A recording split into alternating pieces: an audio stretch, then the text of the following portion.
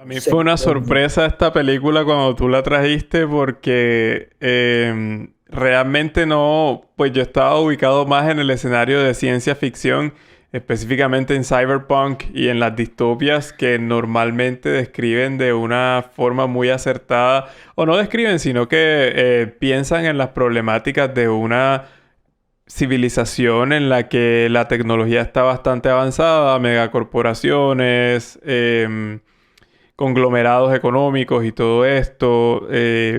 Pero en Harry Potter también hay unos mensajes sociales que le Muy pasan a profundos. uno a veces, es decir, detrás de toda la interfaz de la película, que es la magia, el misterio, la oscuridad y no sé qué, se le pasan a veces algunos unos detallitos bien importantes.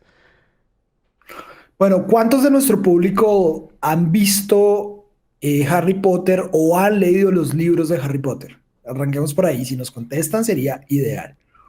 Y démosles un momentico para darles el contexto, porque es que Harry Potter está diseñado de una manera muy especial. Los libros de Harry Potter están diseñados de una manera muy especial. Son 7 libros. El primer libro es un librito así de chiquitito. El último libro es un libro así de grande.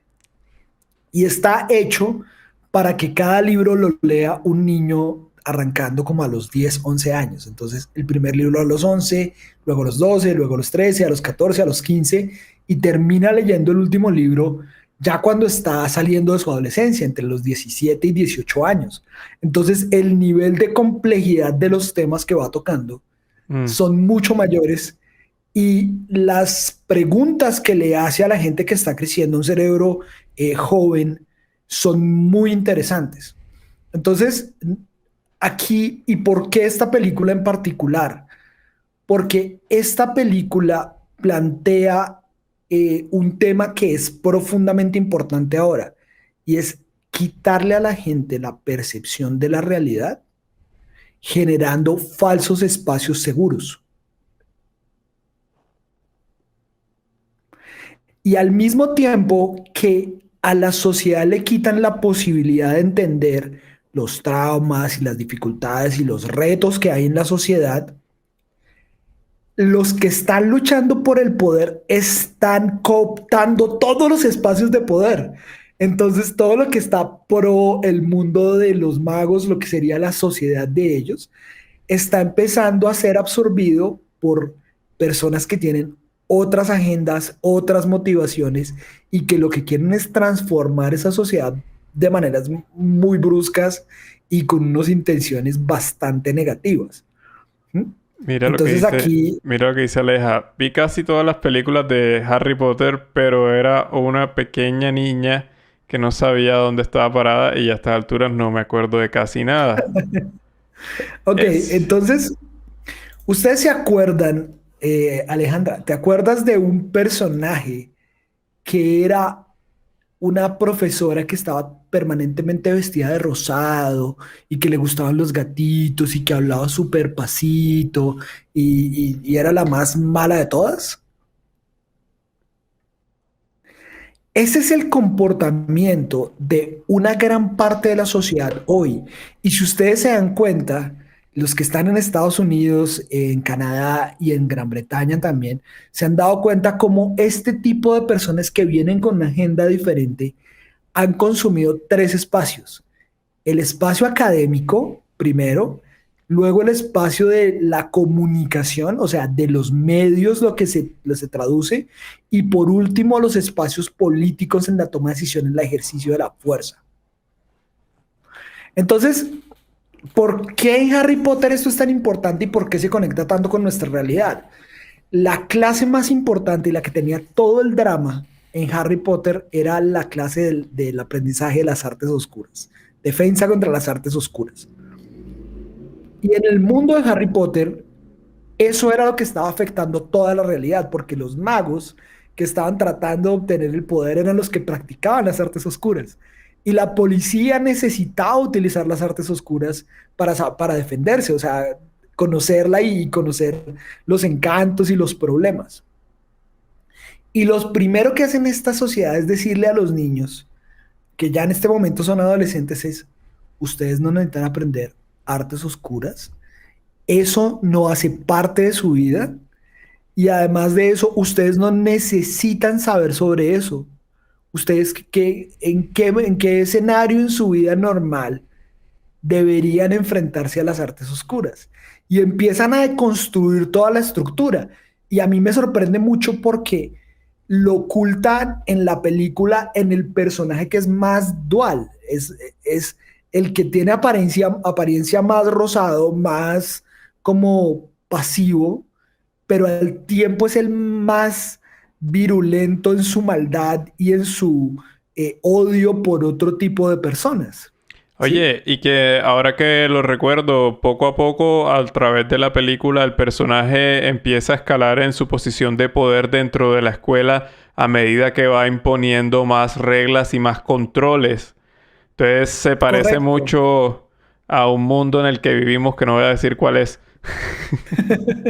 Entonces, mire cómo empieza a rodearse de las personas y lo que utiliza son actitudes pasivo-agresivas y palabras que juegan mucho con el ritmo de la sociedad en la que nos estamos moviendo. Entonces, compasión, espacios seguros, tranquilidad y todo el argumento de la película es como mientras están tratando de atrapar a la gente a través de una sensación de seguridad, van destruyendo y desarticulando el resto. Cuando yo vi lo de defund the police y cuando yo vi lo de no tienes que defenderte y las palabras son odio y todo ese tipo de cosas, pues fue como, oh por Dios, esto es Harry Potter, esto ya no lo mostraron. Nosotros, este es el mundo en el que estaban viendo Harry Potter justo en esta película. Y Mira, uno ve dónde termina eso. mira lo que pone Cordelia, dice que Pikachu sorprendido.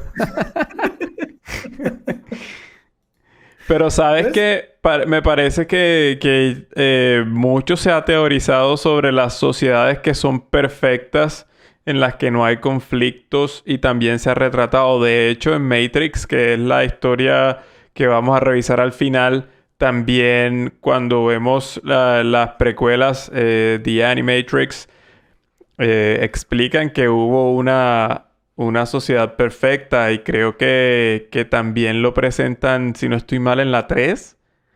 Hablan de, Un poco, sí. del bololó que se forma cuando le das todas las condiciones, entre comillas, ideales al ser humano. Y es que hay bastantes contradicciones allí, especialmente ahora que se está en un debate prácticamente todo lo que es el mundo occidental sobre la libertad de expresión.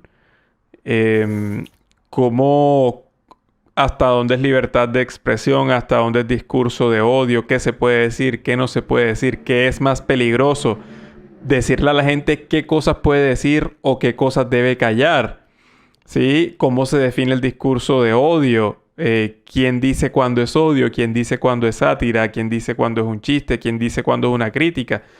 Ya, de hecho, con Emanuel, recuerdo que hemos tenido conversaciones en privado en las que tratamos de pensar en cómo podría ser una sociedad ideal en la que la gente pueda tener libertad de expresión, sin embargo, esté sometida constantemente a verificación de la información, de manera que si tú incurres en infamia, tú tengas que responder por eso. Porque es Es que un debería delito. existir un mecanismo de control, no para mandarte a callar, sino como para, a ver, usted está diciendo esto, ¿de dónde usted saca eso? ¿Ya? No, que de su cabeza, ok, muy bien. Busque los datos para respaldar su opinión y si sí, entonces a usted se le permite seguir sosteniendo su opinión, si no, pues, o sea, no sé. Ya es complicado definir eso porque es una situación bastante compleja. El otro día, Ustedes, ya con esto sí, termino. El otro día, termina. el profesor Jordan Peterson decía que la libertad de expresión es uno de los grandes avances de la sociedad, junto con el tema de la presunción de inocencia. Porque aunque cuando todo el mundo dice lo que opina, hay más conflictos, hay mayor violencia cuando a la gente se le prohíbe decir lo que piensa o lo que siente. y ya se ha vivido en la historia varias veces. Entonces, sí es bien interesante ese tema y qué chévere que en una película que aparentemente no tiene nada que ver con un tema político, se toca sin que nos demos cuenta. Correcto. Y ahí tocaste un punto, yo iba para el mismo punto con Peterson. Mira que en esta escena que yo estoy presentando acá, ellos están capturando a una de las chicas que está tratando de aprender sobre lo que deberían enseñarle en clase, porque lo que deberían enseñarle en clase lo convirtieron en un librito para niños de primaria. Esta semana Jordan Peterson básicamente lo están obligando a tomar un curso para aprender a manejar sus redes sociales de acuerdo a lo que es el discurso permitido en Canadá.